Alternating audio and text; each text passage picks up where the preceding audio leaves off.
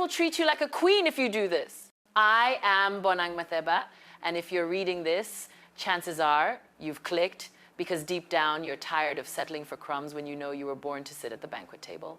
Let me take you back to the girl I used to be, the one who would refresh her phone at 2 a.m. hoping a half-hearted "you up" text would magically turn into the love story she deserved. I grew up in Soweto, raised by a single mom who worked 3 jobs so I could have ballet slippers and a second-hand laptop. She never once let me think I was less than royalty.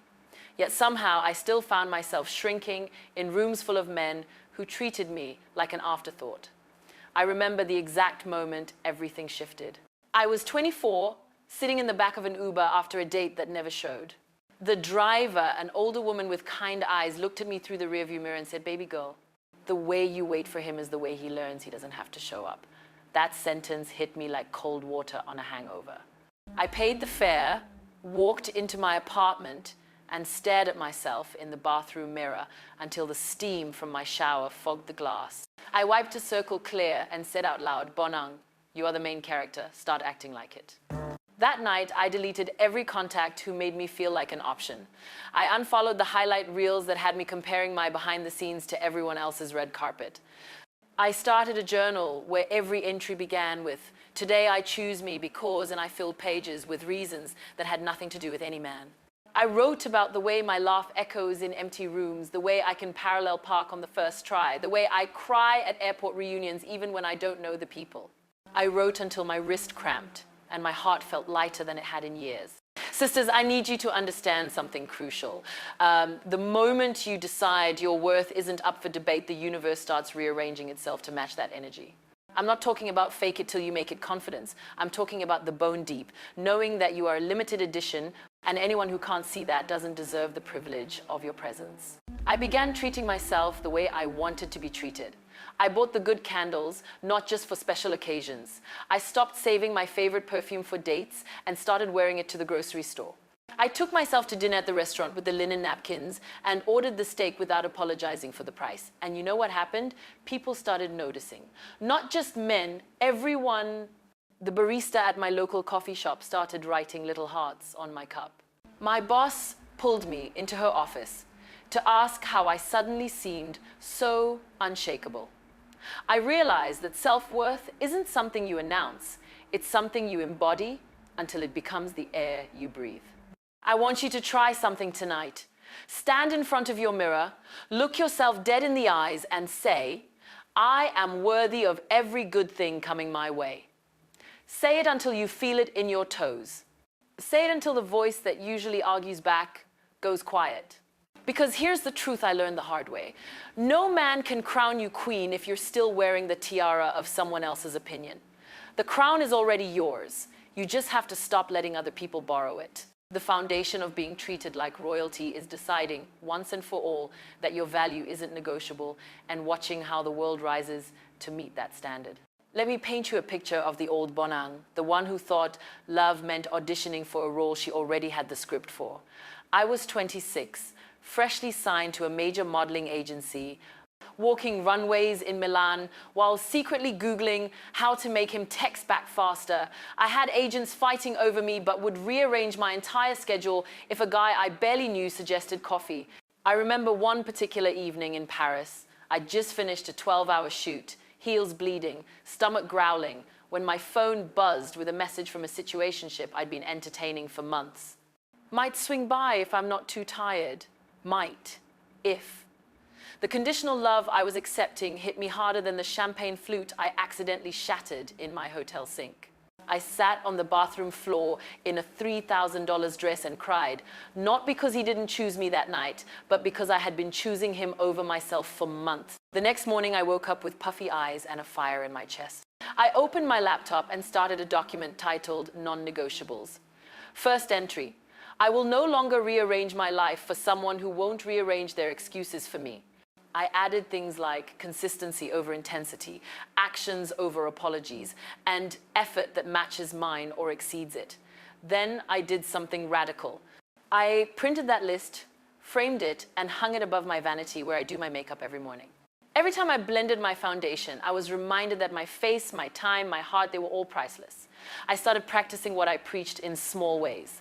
When a photographer asked me to stay late for just one more shot without compensating my time, I smiled sweetly and said, my rate for additional hours is double, payable upfront. When a friend tried to set me up with her cousin who just got out of a situationship but he's really sweet, I asked, does sweet pay my bills or respect my boundaries? The answers taught me that protecting my worth wasn't about being difficult, it was about being discerning. I began to notice patterns. The men who were intimidated by my standards were usually the ones who wanted to negotiate my value down to wholesale prices. The ones who respected my list, they brought their A game without being asked. I want you to create your own non-negotiables list right now. Grab your phone, open your notes app, and write down 5 things you will no longer accept in relationships. Maybe it's, I won't chase anyone who makes me feel like I'm interrupting their day. Maybe it's, I deserve phone calls, not just memes at midnight. Make them specific to your heart's aches. Then, and this is crucial, share one of them with someone safe today. Tell your best friend, your sister, your therapist. Say it out loud because spoken boundaries have power. I once told a date on our first coffee, I don't do disappearing acts. If you need space, communicate it, but ghosting isn't in my vocabulary. He looked shocked, then impressed, then spent the next 6 months proving he could communicate like a grown man. Sisters, knowing your worth isn't about having an ego, it's about having evidence. Evidence of how you've survived heartbreak and still choose to love. Evidence of how you've built a life that doesn't collapse when someone walks away. Evidence of the way you mother your friends, excel at your job, dance in your kitchen to old R&B. Your worth isn't a mystery to be solved by someone else. It's a truth to be lived out loud. The moment you stop treating yourself like a clearance item is the moment men stop trying to haggle for your heart. Your value isn't determined by who stays. It's declared by how beautifully you bloom, whether anyone is watching or not. Standards. Let's talk about them because somewhere along the way, we got convinced that having them makes us high maintenance when really it just makes us high value. I used to think setting standards meant creating a checklist longer than my CVS receipt. Perfect height, perfect job, perfect everything. Then I realized standards aren't about perfection, they're about protection. Protection of your peace, your time, your tender heart that's been through enough. I learned this lesson at 28 during a dinner that should have been romantic but taught me more about self-respect than any self-help book. The guy was fine, y'all, fine like Sunday morning, fine. He'd planned this elaborate rooftop dinner, rose petals leading to the table, the whole Instagram fantasy, but he was 45 minutes late. No text, no call, just me sitting there smiling at the waiter who kept refilling my water out of pity. When he finally strolled in, all dimples and excuses about traffic, something in me snapped, not dramatically, but quietly. I stood up, smoothed my dress and said, I don't wait for anyone who doesn't respect my time. Enjoy the view. I left him with the bill and the rose petals. My friends thought I was crazy. Bonang, he's loaded, he's sorry, give him another chance. But I knew that 45 minutes wasn't about traffic. It was about priority. And I had decided my time was platinum. The next week, I met someone else at a networking event. He was early, like 15 minutes early, holding 2 coffees because he wasn't sure how I took mine. We talked for 3 hours about everything and nothing. And 6 months later, he still shows up early to everything, even my family barbecues. Standards aren't about being difficult, sisters. They're about being clear. Clear about what fills your cup and what drains it. I want you to think about the last time you lowered your standards to keep someone around. Maybe you accepted the I'm not ready for a relationship speech, but kept acting like his girlfriend anyway. Maybe you planned elaborate dates while he couldn't even pick a restaurant. Whatever it was, I need you to forgive yourself right now. Forgiveness isn't permission to repeat the pattern, it's permission to raise the bar higher. Start with one standard this week. Mine was punctuality because my mama taught me that being on time is a love language. Yours might be I deserve daily communication or I won't tolerate yelling. Whatever it is, write it on a sticky note and put it on your bathroom mirror. Every morning when you brush your teeth, you'll see it. Every night when you remove your makeup, you'll see it. Let it become as routine as your skincare. I promise you, the right man won't be intimidated by your standards. He'll be inspired by them. He'll see your clarity as a blueprint for how to love you properly. My current partner once told me, Bonang, your standards make me want to be a better man, not because I'm afraid of losing you, but because I'm proud to match your energy. That's what standards do when they're rooted in self-respect instead of ego. They create a relationship where both people are growing toward their best selves. So tonight, before you sleep, text yourself one standard you're committing to. Save it in your favorites. Let it be the first thing you see when you wake up. Because the moment you stop negotiating your non-negotiables is the moment you start attracting someone who doesn't need to be taught your worth. He'll just know it and treat you accordingly. Your standards aren't walls keeping love out. They're doors that only open for those who've done the work to deserve what's inside. The real test of standards isn't setting them on a sunny day when you're feeling invincible. It's holding them when the rain comes and your heart is whispering, maybe just this once. I learned this at 29 during what I now call my almost relapse summer. I'd been single for 8 months, thriving in my own company, when an ex slid back into my DMs with the kind of apology that should come with a warning label. He'd been my college sweetheart, the one who taught me that love could feel like fireworks and funeral marches in the same breath. He wrote, "I see now what I lost. Can we talk?" Against every alarm bell in my spirit, I said yes to coffee. One coffee turned into 3-hour conversations about the dreams we used to share. He showed up on time, remembered how I take my latte, even brought me the scarf I'd left at his place years ago, washed and folded. My friends were divided. Half said, people change, give him grace. The other half reminded me of the nights I'd cried myself to sleep sophomore year because he'd disappeared for days. But love, especially old love, has a way of making you nostalgic for feelings instead of facts. The turning point came on our 4th catch-up. We were at my favorite jazz spot, the one with the velvet curtains and the saxophone player who makes you believe in soulmates. He reached for my hand across the table and said, "I'm not the same guy. I want to earn your trust again." My heart did cartwheels. My standards, however, stayed seated. I asked the question I'd rehearsed in therapy. What does earning trust look like to you specifically? He started with the usual poetry, "I'll show you every day," but when I pressed for concrete actions, he faltered. I guess more communication? That hesitation was my answer. I excused myself to the restroom, looked at my reflection under the dim light, and remembered the framed non-negotiables above my vanity.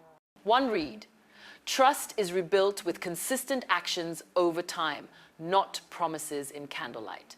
I came back, kissed his cheek, and said, "I believe you want to change, but I'm not the practice round for your growth. When you've done the work for 6 months, maybe we'll talk." I left before the saxophone solo ended. The next morning, I woke up to 12 missed calls and a text that read, "You're being too harsh." I smiled, blocked the number, and went for a run. Sisters, maintaining standards when your heart is tender is like doing planks with someone sitting on your back. It burns, but it builds muscle you'll need for the real weight of love. I want you to prepare for this moment because it will come. The ex who knows your soft spots, the new guy whose charm makes you question your rules. The lonely night when Netflix asks if you're still watching and you're tempted to text someone who doesn't deserve your thumbs. Create your emergency plan now.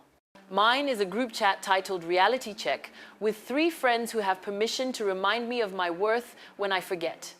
When I almost caved that summer, I sent them a voice note.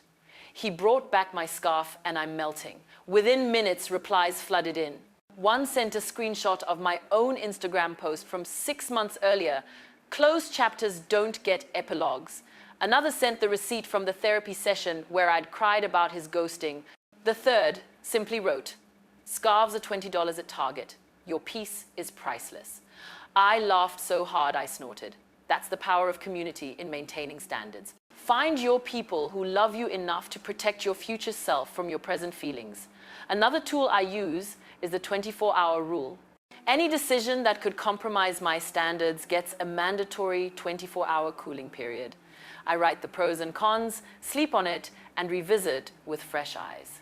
9 times out of 10, the urgency fades and clarity remains. The summer I almost relapsed, I wrote in my journal, pro. He feels familiar. Con. Familiar isn't the same as safe. By morning, the list of cons had grown to include risk of reopening healed wounds and teaching him my growth has an expiration date. Standards aren't rigid when they're rooted in self-love. They're protective. They bend for growth, not for convenience. The right man won't ask you to lower your bar. He'll build stairs to reach it. 3 months after I walked away from the jazz club, I met someone at a friend's cookout. He was grilling vegetables, of all things, and asked if I wanted some before assuming I ate meat. Small gesture, massive green flag. When I told him about my 24-hour rule on our third date, he didn't flinch. He said, "I respect that. Takes the guesswork out of knowing what matters to you." We've been together 2 years now, and he still uses the 24-hour rule for his own big decisions. Standards maintained don't just protect your heart, they attract partners who value the same clarity. So tonight, create your emergency plan. Save the number of the friend who tells it like it is. Write your non-negotiables in your phone's lock screen. Practice saying this doesn't align with what I deserve until it rolls off your tongue like your favorite song. Because the moment you prove to yourself that your standards can withstand temptation is the moment you become unbreakable. Your heart may flutter, but your crown will stay exactly where it belongs, on your head, not in someone else's unreliable hands. Let me tell you about the year I decided self-respect would be my signature look and how it changed everything from my wardrobe to my love life. I was 30, freshly independent, after leaving a toxic management deal that had me working 80-hour weeks for someone else's yacht. I moved into a tiny studio in Johannesburg with a view of a brick wall and decided that if I was starting over, I'd do it as the woman I'd always admired, the one who treated herself like the prize. I started with the basics. I stopped wearing clothes that made me tug and adjust all day. If it didn't fit like it was custom made for my body, it went to charity. I invested in lingerie that made me feel like a Victoria's Secret angel even when I was home alone eating cereal straight from the box. I created a morning routine that had nothing to do with anyone else's approval. Lemon water, 10 minutes of stretching while listening to Nina Simone, and writing 3 things I was proud of from the day before. Small acts, massive impact. Then came the harder part, applying self-respect to my relationships.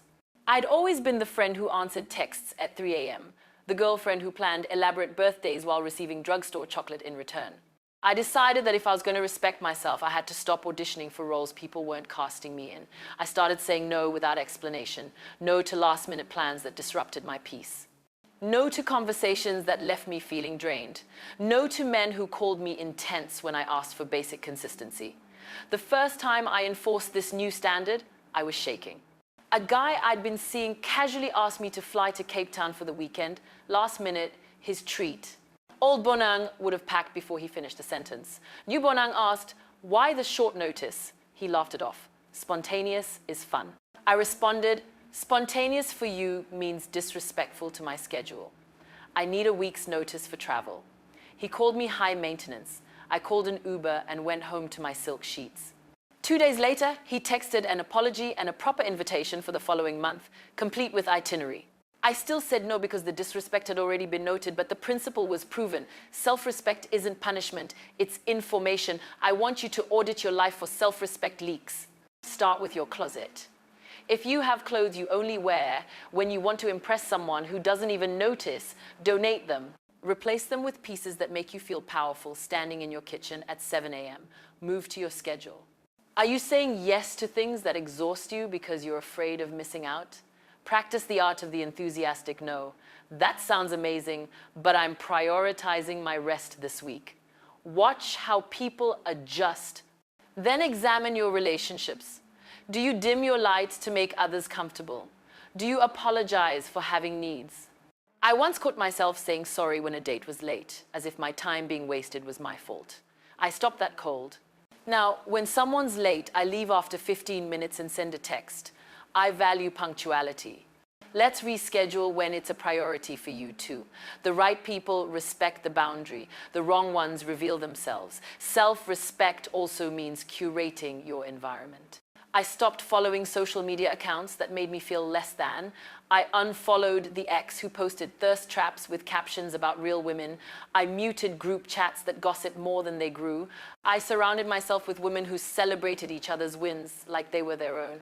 My best friend got engaged, and instead of comparing timelines, I threw her a party with custom cocktails named after her love story. When I got my first major brand deal after going independent, she showed up with balloons and a cake that said Queen of her own empire. That's the energy self-respect attracts. Let me share my favorite self-respect ritual. Every Sunday night, I have a date with myself. I cook something that takes longer than 30 minutes, something with fresh herbs and multiple steps. I set the table with the good plates, light candles, and play music that makes my hips sway. I eat slowly, savoring each bite, and I compliment myself out loud, Bonang, this sauce is restaurant-worthy. You're a whole vibe. It feels silly at first, but try it.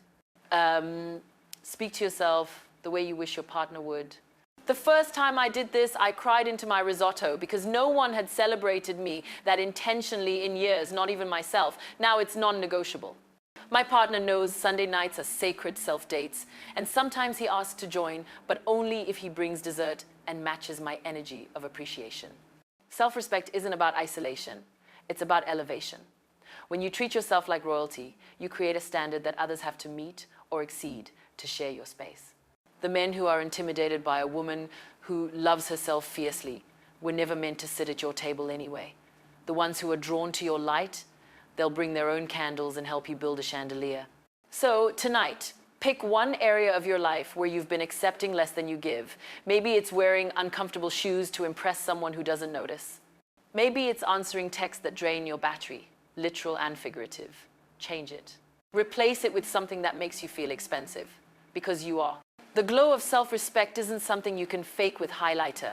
It's the radiance of a woman who knows her worth and wears it like couture. When you dress your soul in self-respect, every room becomes your runway, and the right man won't just notice, he'll clear the path so you can walk it like the queen you've always been.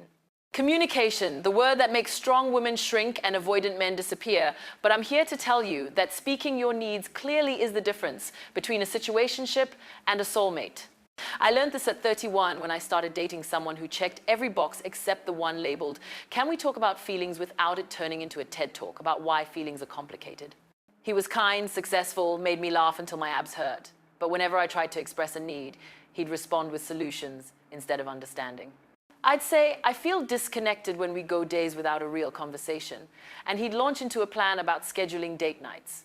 I realized the problem wasn't his effort. It was my delivery. I was hinting instead of stating, hoping he'd read between my lines when I needed him to read the actual words. So I tried something radical. I told the truth, directly, kindly, but directly. We were on his couch watching some documentary about penguins when I paused it and said, "I need to tell you something important, and I need you to listen without fixing it first." He looked terrified, poor thing, but nodded. I continued. When we go more than 2 days without talking about something deeper than what we're eating for dinner, I start to feel like we're roommates with benefits. I need daily check-ins, even if it's just a 5-minute call to say how our day really went, not just the highlight reel. Can you do that? He was quiet for what felt like forever, then said, "I can do that. I didn't realize it mattered so much." From that night on, he called every evening at 8:59, yes, 8:59, because he said he wanted to beat the clock. We talk about the hard stuff, the dreams that scared us, the childhood wounds we were still healing. Our relationship transformed because I stopped expecting him to be a mind reader and started being a clear communicator. Sisters, your needs are not burdens, they're blueprints. But blueprints only work if you hand them over instead of hiding them in your purse, hoping someone will pick your pocket.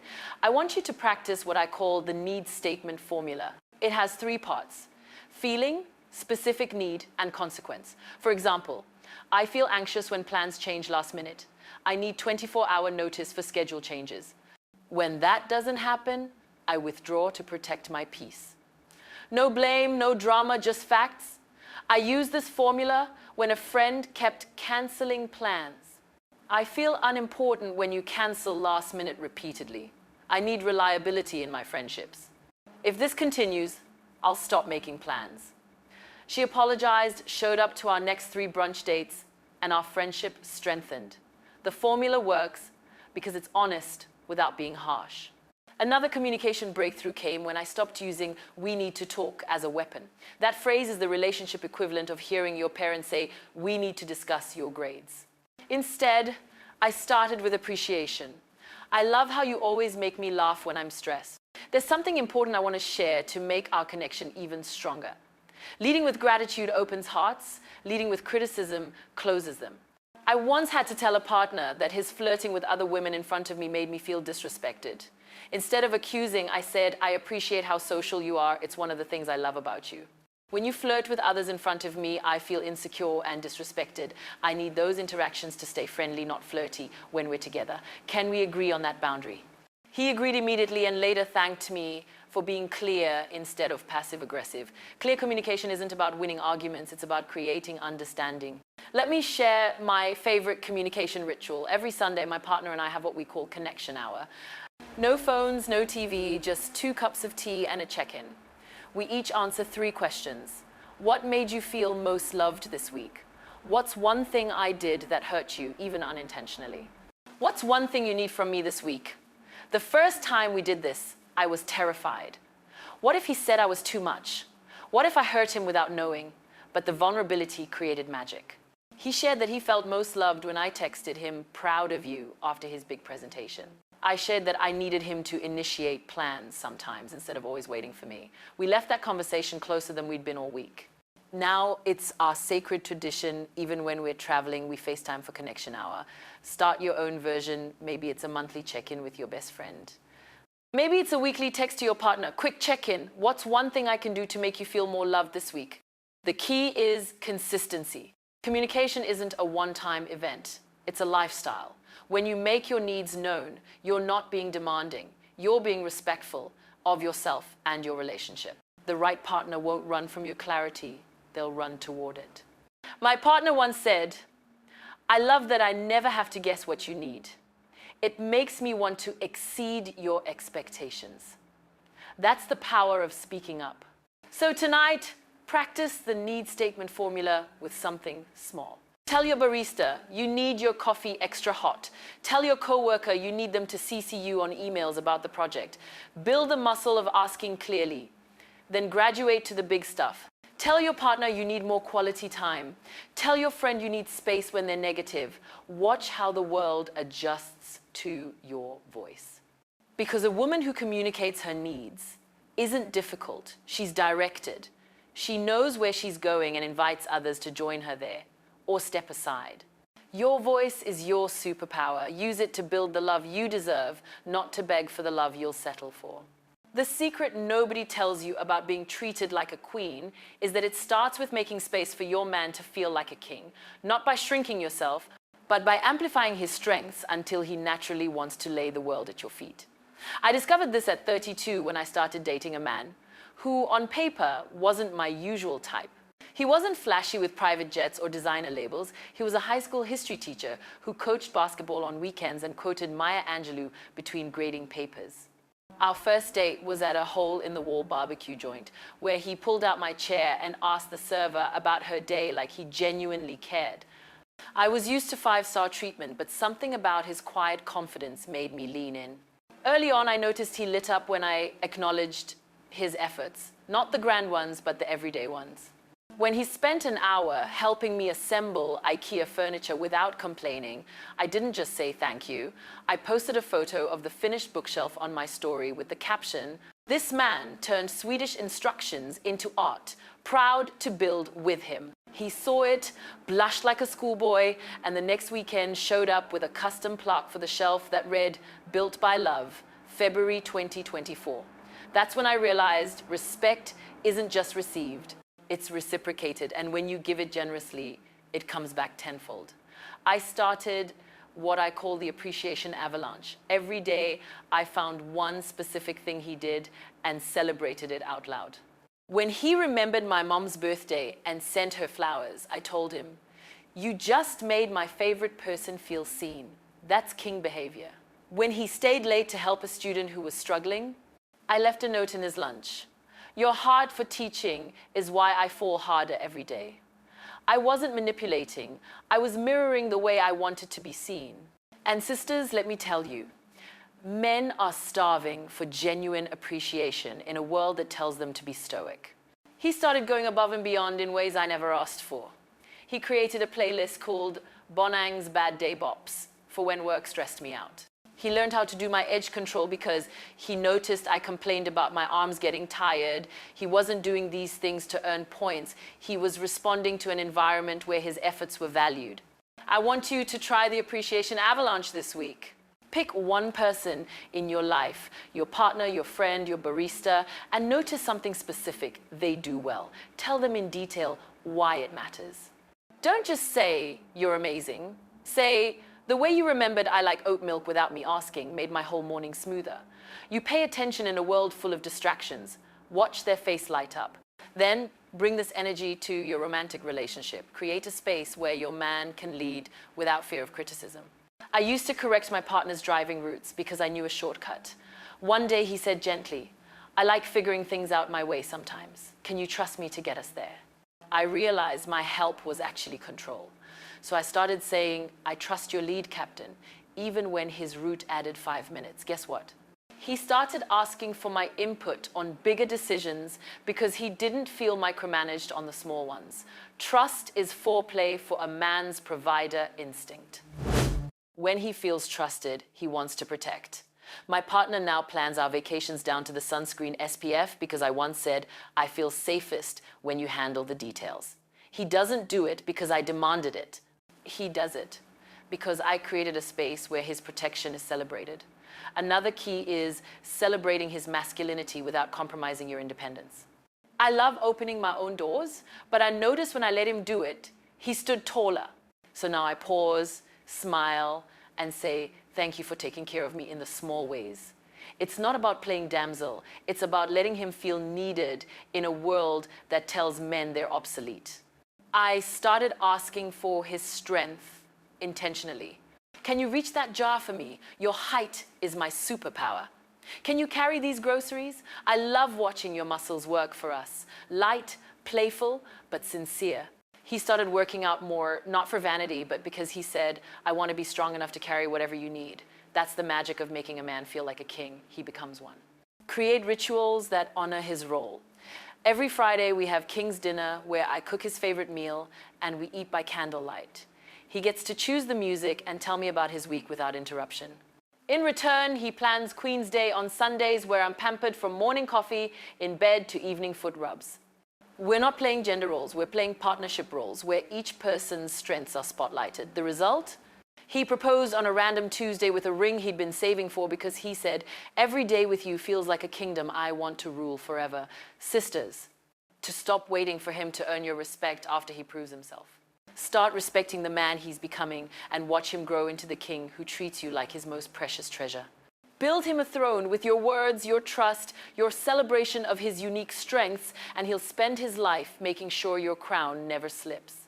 If self-respect is your crown and communication is your scepter, then emotional intelligence is the superpower that keeps the whole kingdom running smoothly. I learned this the hard way at 33 during what could have been the end of my relationship if I'd let my emotions drive the car instead of riding shotgun. We'd been together a year when I found out he'd been texting an ex, not cheating, but enough late night "how you holding up" messages to make my stomach knot. Old Bonang would have exploded, thrown his phone in the toilet, and posted cryptic Instagram stories about loyalty. New Bonang felt the rage but didn't let it speak first. I went to my bedroom, closed the door, and did what my therapist calls the 3-3-3 method. Name 3 things I could see, 3 things I could touch, 3 things I could hear. It grounded me in the present instead of spiraling into worst-case scenarios. Then I journaled every fear. What if he's not over her?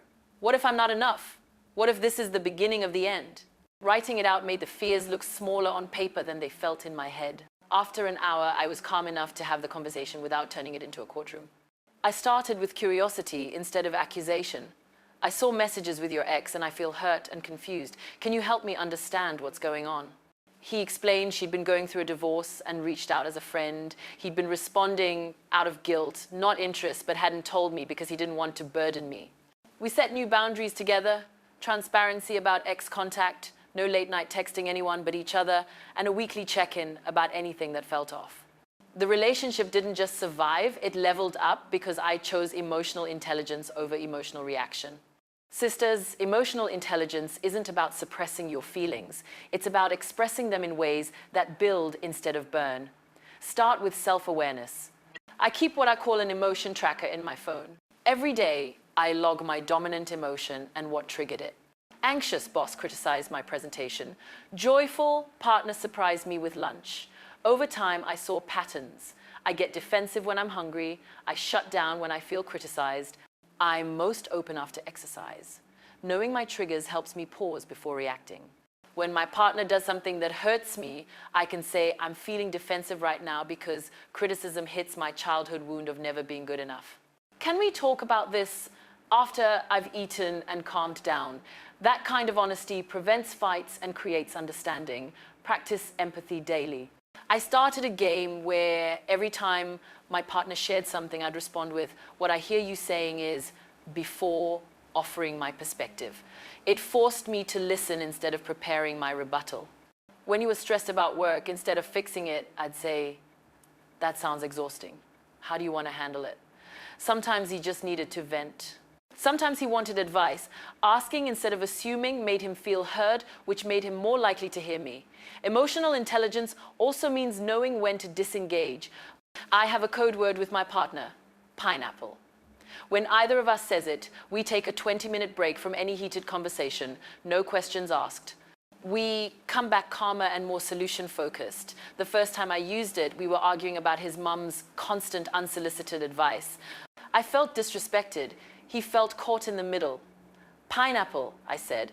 I went for a walk. He played with our dog. When we returned, we compromised. He'd set boundaries with his mum. I'd work on not taking her comments personally. Problem solved without anyone sleeping on the couch. Create your own emotional intelligence toolkit. Mine includes the 333 grounding method, my emotion tracker, a playlist of songs that match every mood, and a list of 3 friends I can call when I need perspective. I also practice what I call the 24-hour forgiveness rule. If someone hurts me unintentionally, I give myself 24 hours to feel all the feelings, then I choose forgiveness or release. Holding on to resentment is like drinking poison and expecting the other person to get sick. When my partner forgot our anniversary, I was devastated. Instead of icing him out, I used my toolkit. Grounded myself, journaled my disappointment, called my best friend who reminded me he'd planned a surprise redo the next day. By the time he came home with flowers and a reservation at the restaurant from our first date, I was ready to receive his apology instead of rejecting it. Emotional intelligence in action. The ultimate test came when I had to deliver hard feedback. My partner had been withdrawing during arguments, shutting down instead of talking. I could have criticized, but instead I used the formula: appreciation, feeling, need, request. I love how calm you stay under pressure. It's one of your superpowers. When we argue and you shut down, I feel abandoned and scared. I need us to stay engaged even when it's uncomfortable. Can we agree to use pineapple if we need space but promise to come back within an hour? He agreed, and we've been practicing ever since. Emotional intelligence isn't about being perfect, it's about being present. It's showing up with your whole heart, wounds and all, and choosing connection over being right. When you master this, you create a relationship where both people feel safe to be human. My partner now says, I never knew love could feel this safe. Because emotional intelligence taught us that feelings aren't the enemy. Unmanaged reactions are. Start small tonight. Track 1 emotion. Practice 1 empathy statement. Use 1 grounding technique when you're stressed. Build the muscle gradually. Because a woman who can navigate her emotions with grace doesn't just keep her relationship. She elevates it into something sacred. Your emotional intelligence is the bridge between hurting and healing, between reacting and responding, between a good love and a legendary one. The bravest thing I ever did wasn't saying yes to love. It was saying no to a version of it that was slowly killing my spirit. I was 34, 6 months into what looked like a perfect relationship from the outside. He was successful, charming, took me to Paris for my birthday. But behind closed doors, I was walking on eggshells, monitoring my tone, apologizing for having needs, shrinking to fit his comfort zone. The breaking point came during an argument about my career. I'd just landed a major hosting gig, and instead of celebrating, he said, don't let it go to your head. Success changes people. I felt my soul scream. That night, I packed a bag, drove to my best friend's house, and cried until I couldn't breathe. She didn't tell me what to do. She just held me while I realized I'd been accepting love that felt like punishment. The next morning, I wrote him a letter I never sent. I deserve a love that grows with me, not one that fears my growth. Thank you for the lessons. Goodbye. I blocked his number, changed my locks, and started the painful process of detoxing from a love that had become addiction. The first month was hell. I'd reach for my phone to text him about my day, then remember, he wasn't my safe space anymore. I joined a support group for women leaving toxic relationships and learned that walking away isn't failure, it's faith. Faith that something better exists. Faith in your worth. Faith that loneliness is temporary but self-betrayal is permanent. I created what I call the Freedom Fund, money I'd been saving for our future now redirected to my healing. I took myself to Bali for 2 weeks, no itinerary, just me and my journal. I hiked rice terraces at sunrise, got a tattoo that says "Become" in Sanskrit, and cried in a temple when I realized I wasn't broken, I was becoming. When I came home, I was different. I started saying yes to invitations I'd previously declined because they didn't include him. I went to a paint and sip night and made a terrible abstract piece that now hangs in my office as a reminder that messy creation is still creation. I joined a kickboxing class and punched out my anger until my knuckles bled, then kept going until they built calluses. 3 months after the breakup, I met my current partner at that same kickboxing gym. He was the instructor who noticed I was punching wrong and gently corrected my form. Power comes from your hips, not your shoulders, he said. I laughed. Story of my life. Our first date was smoothies after class, both of us in sweaty gym clothes, talking about everything from childhood dreams to favorite 90 Seconds cartoons. There were no grand gestures, just genuine connection. 6 months later, when I got another major hosting gig, he threw me a party with a cake that said, "The world stage is yours."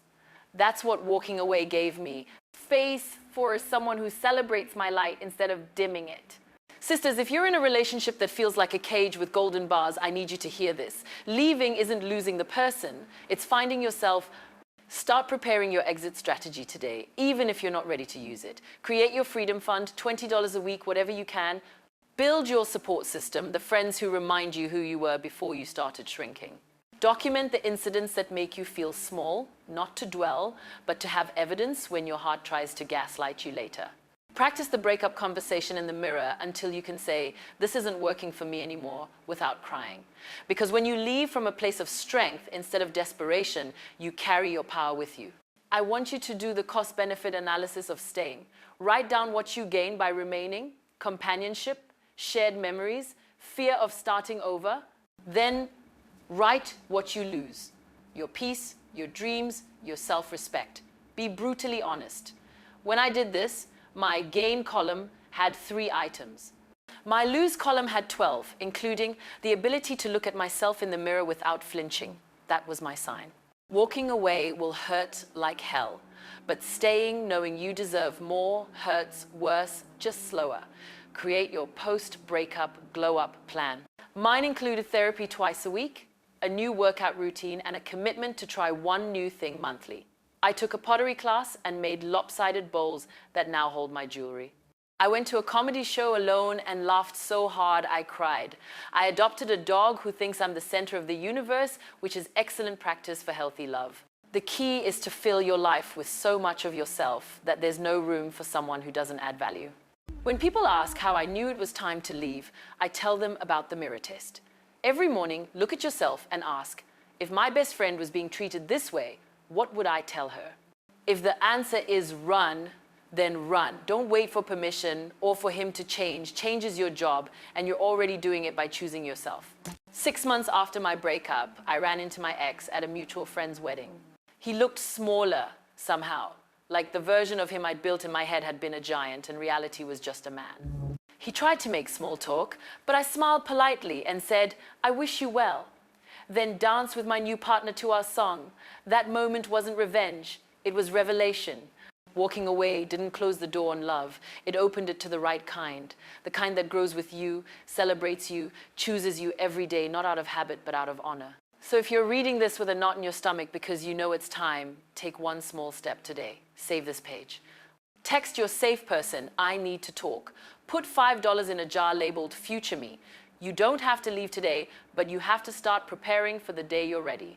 Because the bravest love you'll ever give is the love that says, "I choose me, and I trust that the right love will follow." Walking away from what dims your light isn't the end of your love story. It's the beginning of the chapter where you become the heroine who saves herself. The night after that wedding dance, I stood on my balcony watching Johannesburg sparkle below me like a city that had been waiting for me to catch up to its rhythm. My phone buzzed with notifications, friends tagging me in photos, strangers commenting on how happy I looked, but the real magic was happening inside my chest. For the first time in years, I wasn't performing joy, I was living it. I realized that being treated like a queen wasn't about the ring on my finger or the man spinning me on the dance floor. It was about the quiet certainty that I had become my own safe place. That certainty didn't arrive with fanfare. It arrived in ordinary moments I'd started collecting like precious stones. The morning I chose a green smoothie over skipping breakfast because my body deserved fuel, not punishment. The afternoon, I turned down a lucrative brand deal that required me to promote diet tea I didn't believe in because my integrity wasn't for sale. The evening, I sat with my mother and listened to her stories without checking my phone, because presence is the purest love language. These weren't grand gestures. They were daily votes for the woman I was becoming. I started a practice I call the Queen's Ledger. Every night before bed, I write down 3 ways I ruled my day. Not achievements, but choices. I ruled today by speaking up in the meeting when my idea was dismissed.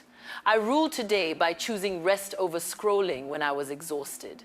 I ruled today by texting my friend, "I'm proud of you," instead of waiting for her to ask how I was. The ledger isn't about perfection. It's about pattern recognition. Over months, I saw the pattern of a woman who was steadily building an internal kingdom no external storm could shake.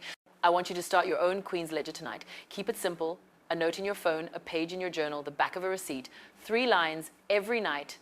Watch how quickly you become the author of your own legend. The beauty of ruling your heart is that it changes how love finds you. My partner proposed not with a public spectacle, but on a quiet Tuesday morning while I was making coffee. He didn't get on one knee.